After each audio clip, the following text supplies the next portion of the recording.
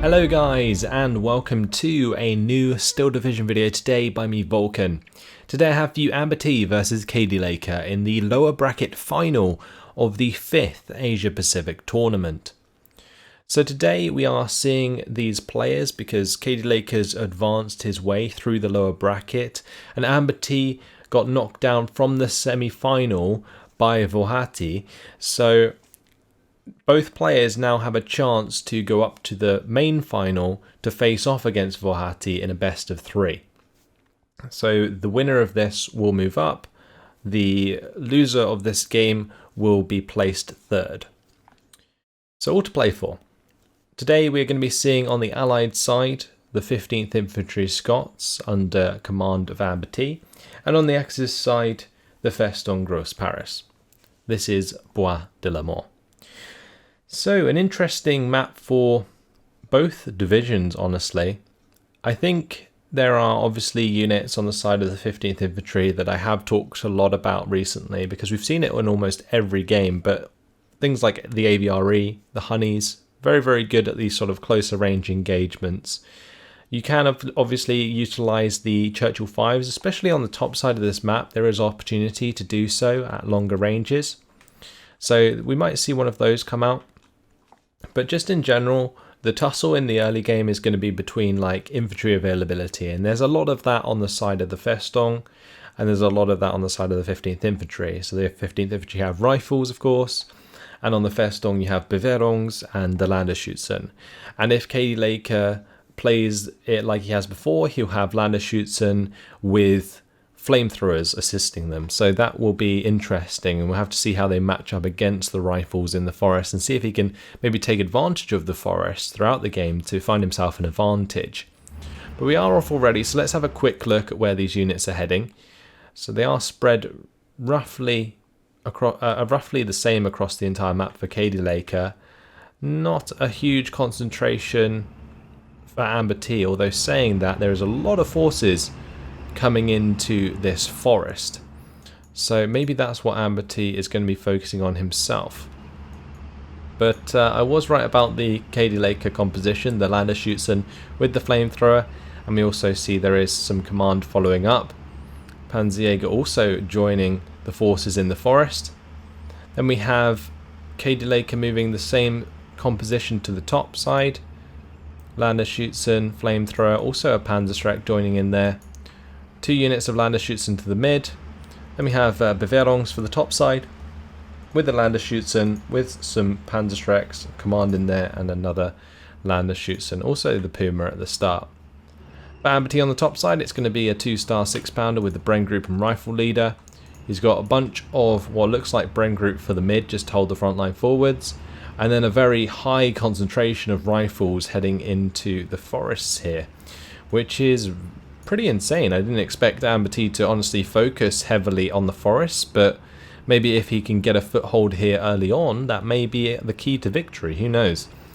But he can definitely overwhelm the forces that Cadilakor currently has with the amount of rifles on the field here. Also with the assistance of these command carriers, he can shoot into the sides of these forests. However, the Panzerjäger are going to be able to possibly take out 1 or 2 of these carriers.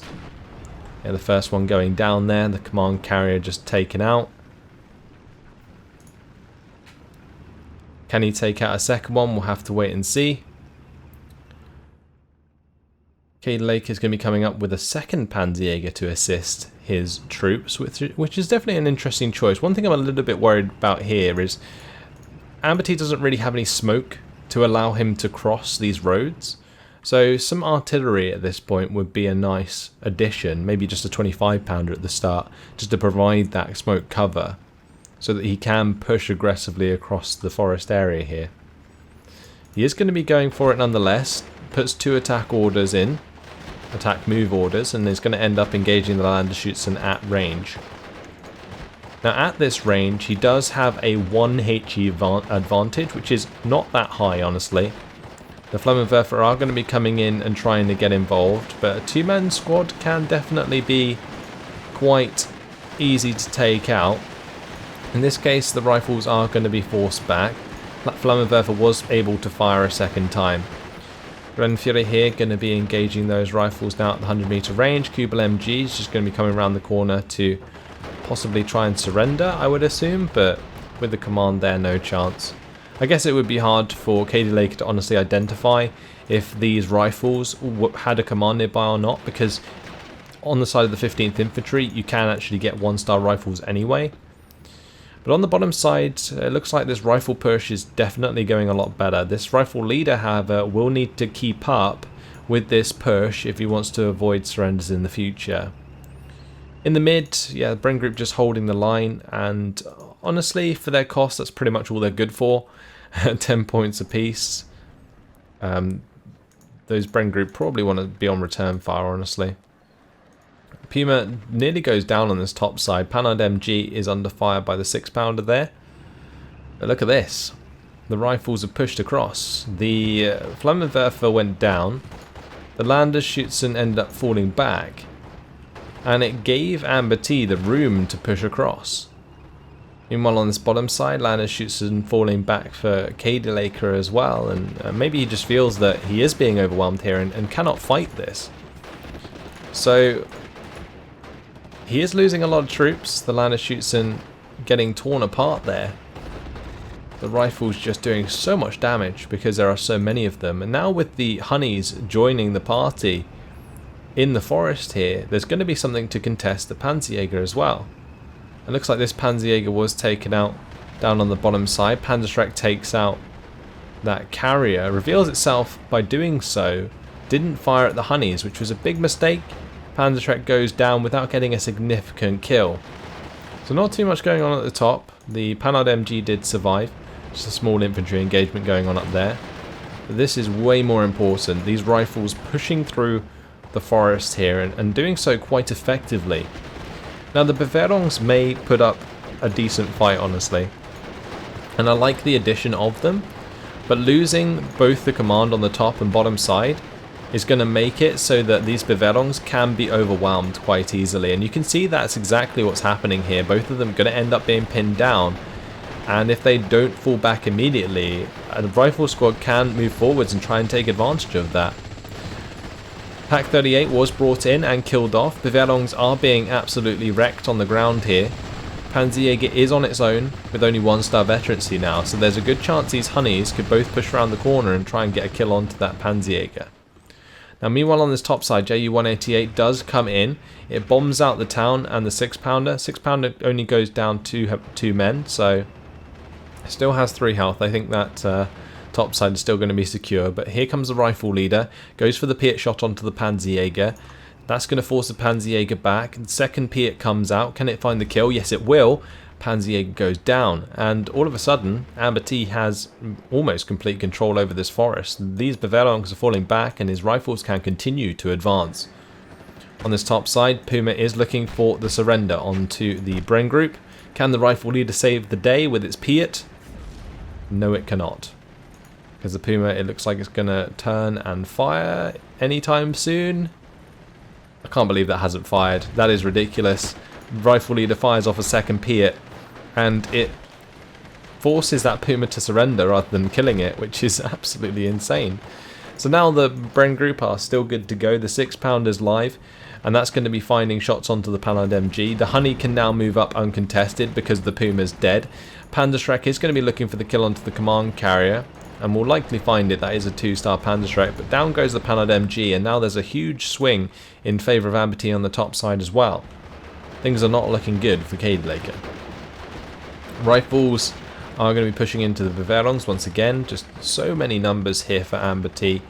And that is what? 1, 2, 3, 4, 5, 6 rifle squads and a rifle leader.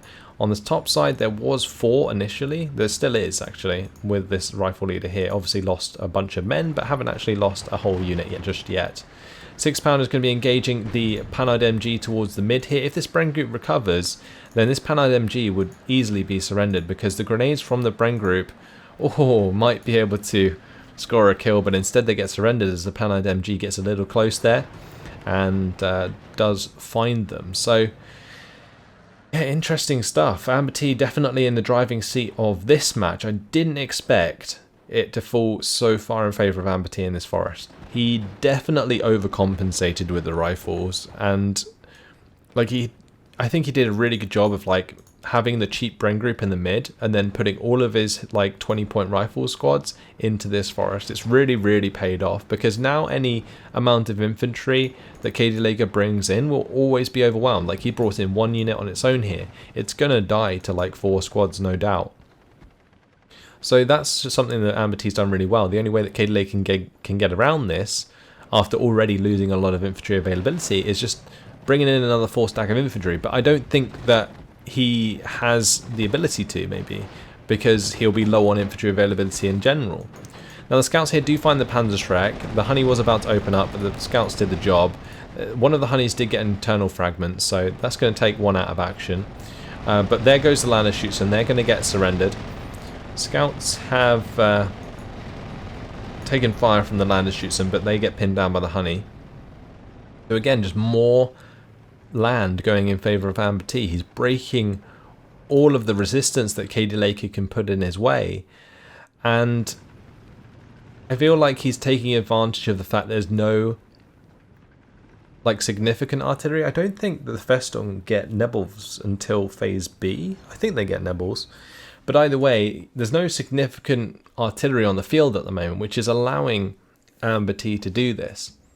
Because otherwise the rifles could be pinned quite easily, since they are relatively spaced, well, not spaced at all. The Ju-188s could exploit this as well. So that's something that Cadilakor may be able to fall back on in the late game if he's struggling right now. And since we've moved into phase B, he is going to get 135 points per minute, which might allow him to buy some more Ju-188s to assist these infantry engagements. Some more infantry is on the way immediately. This is most likely to be ROA, because we've moved into phase B now. ROA with the Faustpatrons are available. We can see that the honey here has gone down, so that's going to remove the armoured support that the rifles had. So this could be his chance. If he gets these ROA into a decent position, he can push them back out of the forest maybe and find himself the ground back. But the issue with these infantry engagements, especially now that AmberT has made so much ground, is it's going to take twice as long to push back. And that's something that Cadilakor will have to do if he wants to win by pushing through the forest, which is kind of how I felt Cadilakor could win this matchup before. But now it's definitely not looking that way, and this Panzerjäger not in a good place either. The rifles, if they get near the road there, might be able to just spam that with 50-meter grenades and then just make it surrender. But AmberT thinks better of it. Ju-188 is going to come in with these bombs. That's going to pin his own troops, as well as the rifles and the command there. So his Befehlung took quite a lot of damage from that. I feel maybe if it would come in from this angle, it would have been better. Just fly it off to the right and then have it come across the forest. But obviously the Spitfire Mark 9s come in, so no chance really for that to take effect. ROA, they have arrived and are going to be attempting to kill off some rifles here. Meanwhile on the top side, B2 has been brought in. That's going to be taken out by the 6-pounder. 2-star 6-pounder doing the job. Honey was engaging it initially. Honey is in the mid. It's going to wipe out these Landerschutzen. Then it can look for the kill onto the Panhard MG. And it just seems like AmberT is finding space all over the map right now. 61% territory lead. Honey's going to look for the engagement with the Panzerjäger at close range. It's going to be interesting if AmberT notices this order, because it kind of feel like that's not going to end up attack moving at the moment.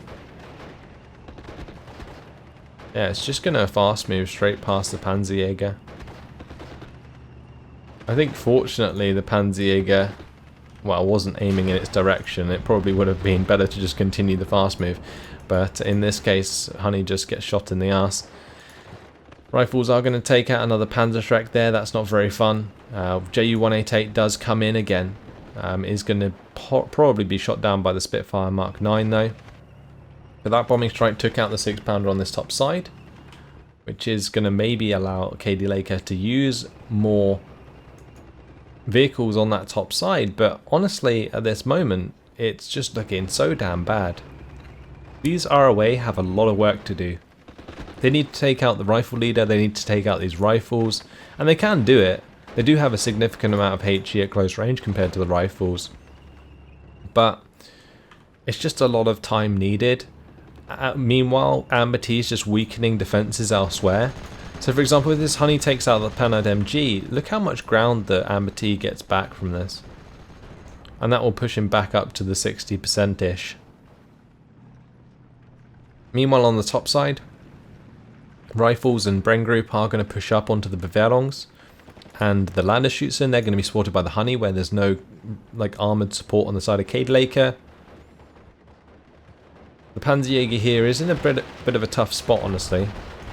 So are these ROA, because it's not really the ideal engagement range, because you're kind of firing the same 4 HE at each other. The flamethrowers getting close here though may help out. Probably do a lot of damage actually to the rifles if it doesn't just surrender them straight away.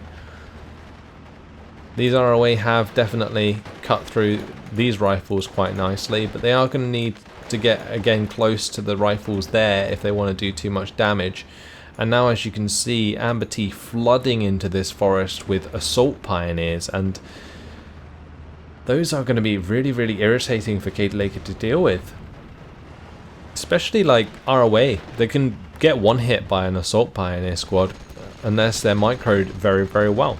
And considering Cadilakor is being forced to manage like the entire map here at all times, he's probably not going to have the chance to micro these ROA individually.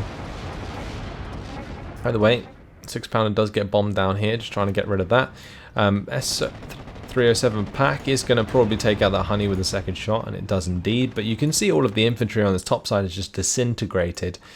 And now it's really up to this S307 pack to stop the sort of vehicles here from continuing forwards, because otherwise AmberT is just going to make so much ground. So the ROA, eventually they're going to bump into these assault pioneers, I assume. We can see more AT guns on the way. And it looks like AmberT is just trying to secure his position here. He wants to stop any vehicles from helping so that his assault pioneers are free to just engage the infantry. Because assault pioneers, like rifles, can't really do anything against vehicles. So we can see that the panzer that was brought in did die. I don't know where it died. Probably on this road. Is that the corpse? Yes, it is. The Panzer 35 died there. On this top side, Landesschützen still pinned, but the S307 pack did take out the honey. So that's dealt with. But now AT guns on the way are going to make things very difficult. Panzerjägers come down this road straight into the line of sight of a 6-pounder. A very, very dead Panzerjäger. Beveraungs are managing to force back some rifles, but these assault pioneers, they may be able to do some damage if the Beveraungs try and push across the open. We can also see that it has got up to a 66% territory lead now for AmberT. He's pushing a +3. Assault pioneers, they have managed to take out one of the ROA squads. It looks like this assault pioneer is going to go down though. These ones being caught in the open isn't ideal, but with the command carrier coming along, that can actually do quite a lot of damage, because these have quite nice lethality. Bombing strike going to be coming in again. Only 2 damage done to the 6-pounder. Maybe this Ju-188 would have been better trying to deal with the assault pioneers that he could see. I'm not so sure. But either way, ROA are going to be engaging. I think they got engaged by the 2nd assault pioneer squad, but somehow managed to kill them before they threw a grenade, which was very, very awesome of them. Here comes more infantry from Cadilakor though. Beveraungs get pinned and surrendered. These ROA have unloaded in the open, which is not very good. they can get pinned down very, very quickly there. Oh, nice kill from the 17-pounder onto the S307 pack. Great, great job by AmberT with that one. Here comes a Ju-188 for these assault pioneers. That's what I like to see. Trouble is, there's not too much infantry that can take advantage of it. I think these infantry engagements where AmberT has just overcompensated the entire time has really paid off.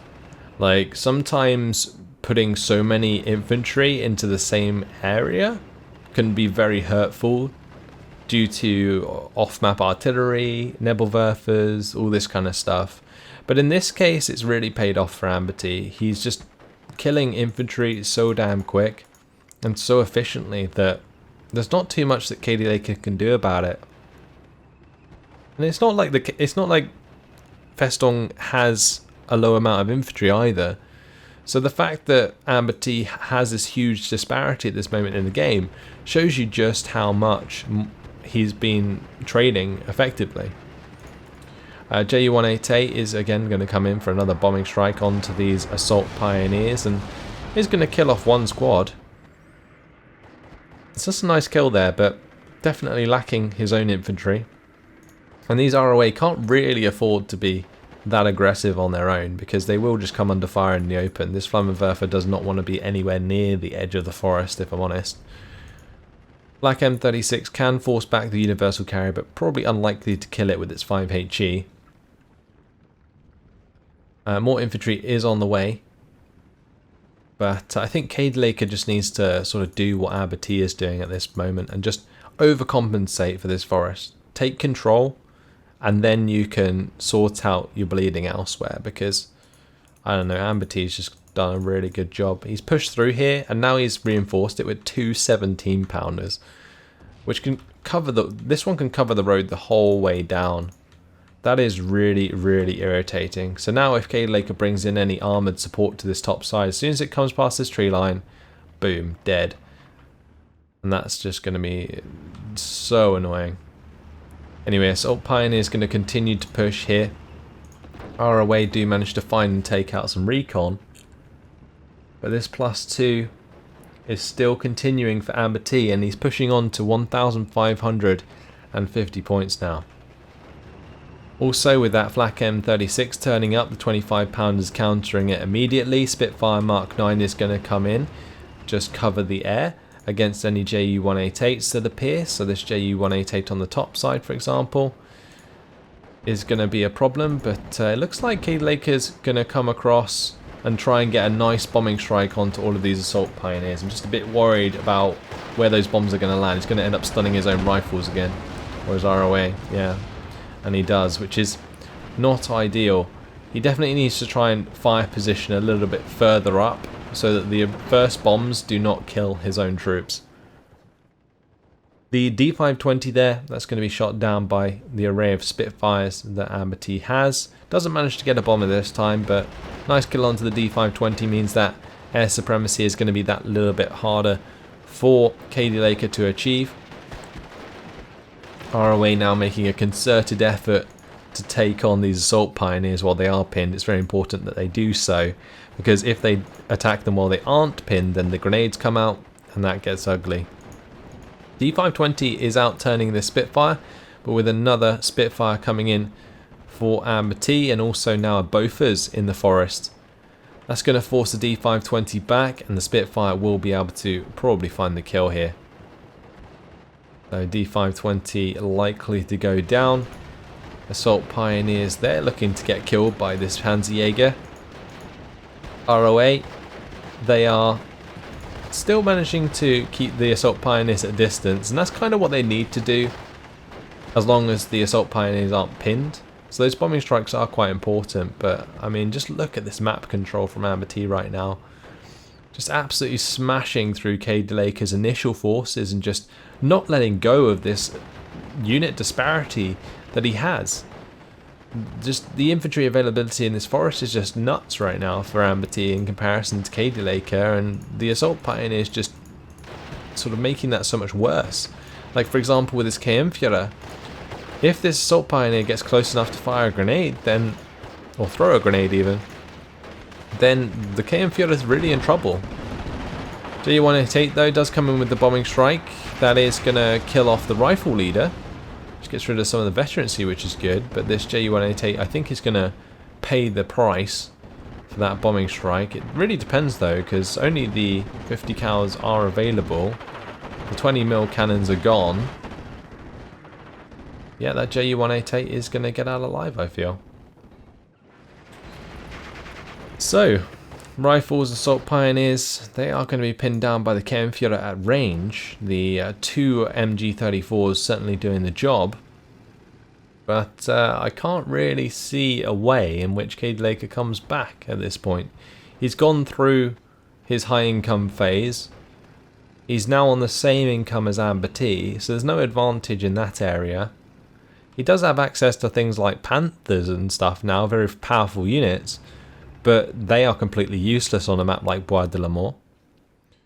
So it's just really awkward at this point for Cadilakor.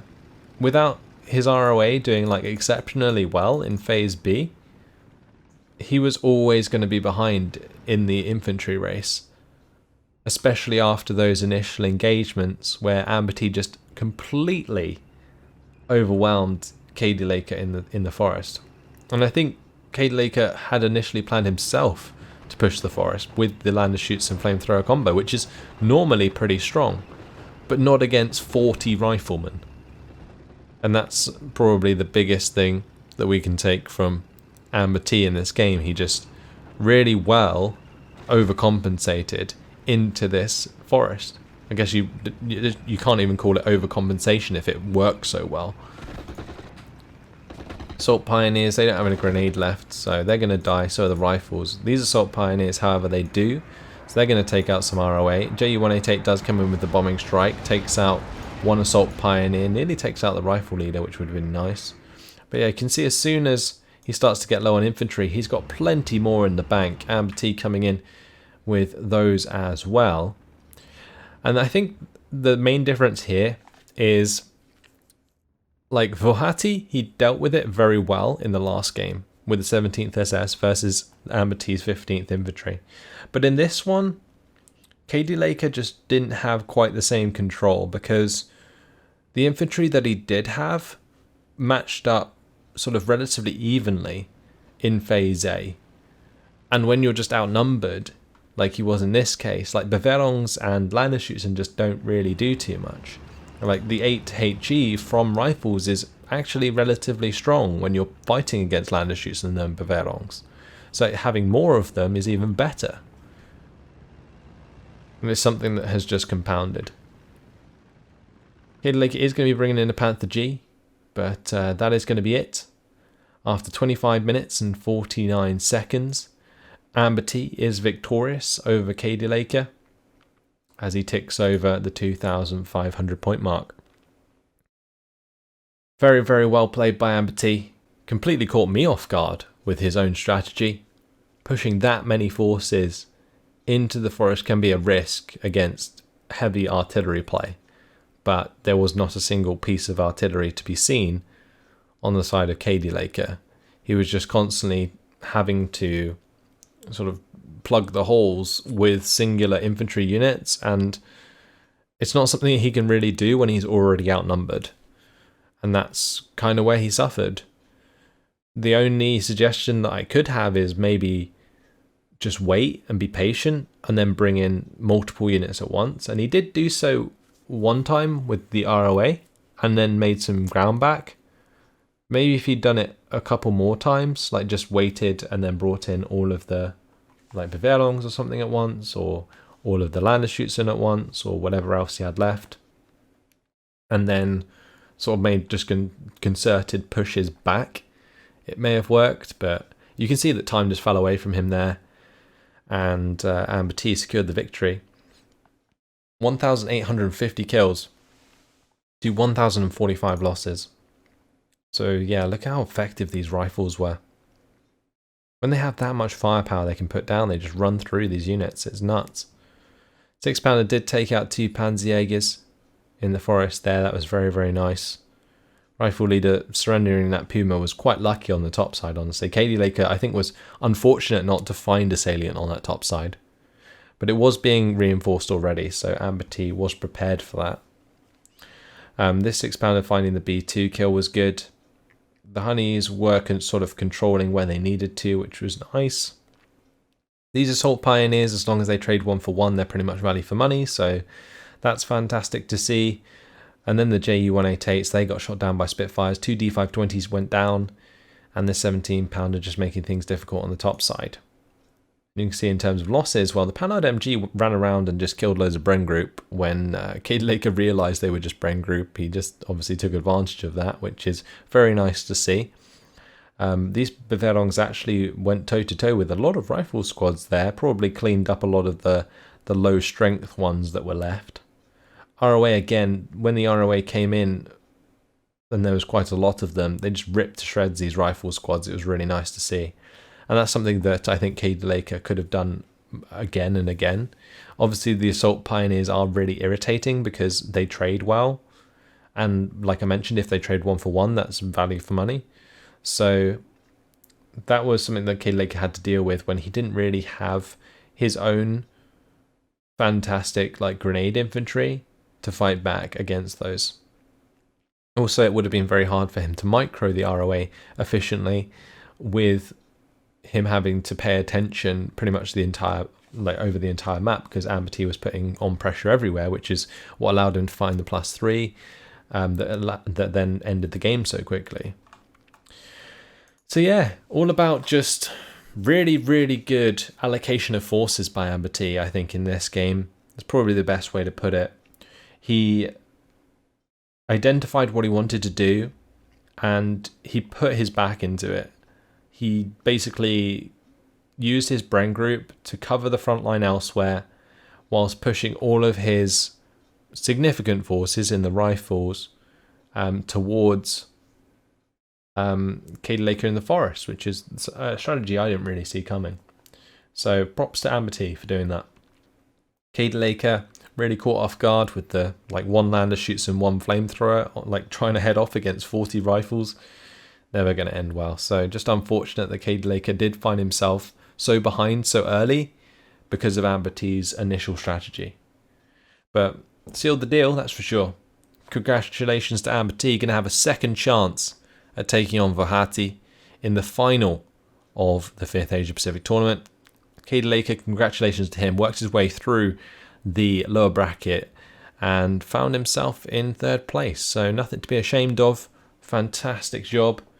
And just a shame that AmberT got the jump on Cadilakor in this one. But either way, yeah, congratulations to AmberT. Moving on, we're going to see more of him. Cadilakor, last we've seen of him in this tournament. That's all for now, guys. Hopefully you've enjoyed it. Thanks for watching, and I'll see you in the next one. Goodbye.